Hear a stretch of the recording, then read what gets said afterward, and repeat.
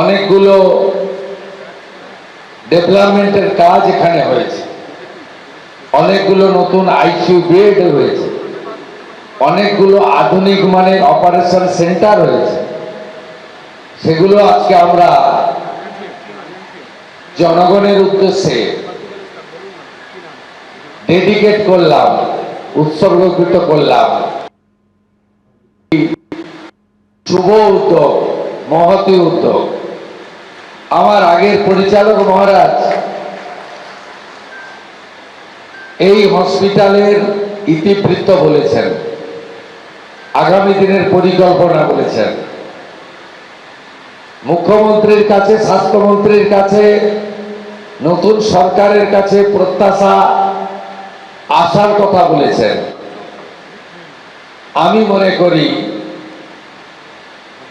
আধ্যাত্মিক আন্দোলনের যে কেন্দ্রগুলি রয়েছে তারা আমাদেরকে আবেদন করবেন না, আদেশ দেবেন। এই সরকারটা জনগণের, যেমন এই সরকারটা আনার পেছনে এই গরুয়া বসন ধারী সংসার ধর্ম ত্যাগ করে যারা কৃচ্ছ সাধন ত্যাগের মধ্য দিয়ে নিজের জীবন যাপন করেন, আমরা যদি ত্রুটিযুক্ত মানুষ হই, এরা হলেন ত্রুটিমুক্ত মানুষ, আমাদের চোখে সাক্ষাৎ ভগবান।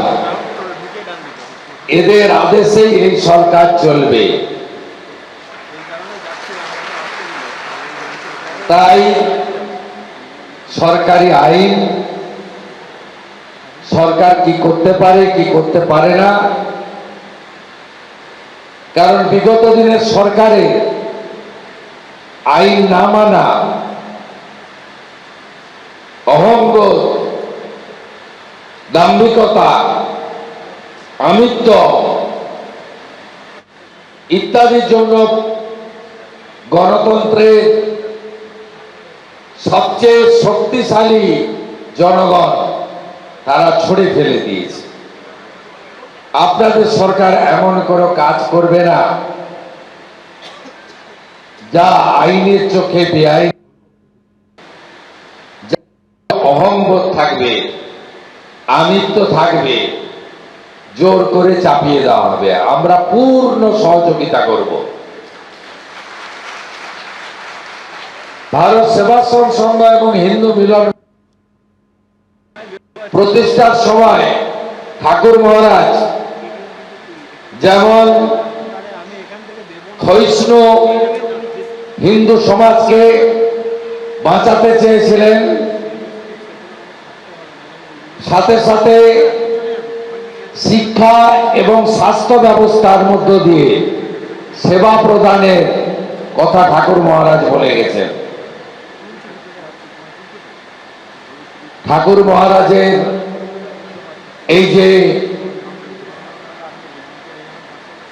লক্ষ্য এবং উদ্দেশ্য, এগিয়ে নিয়ে যাওয়ার কাজ ভারত সেবাশ্রম করছে।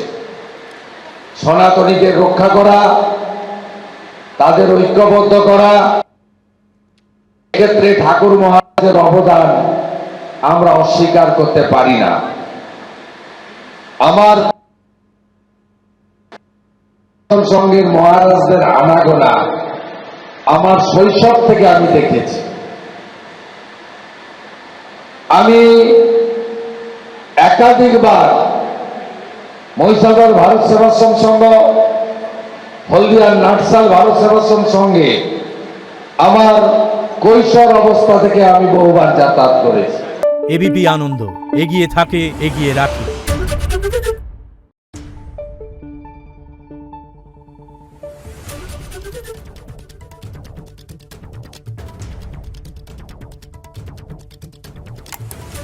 Thank you.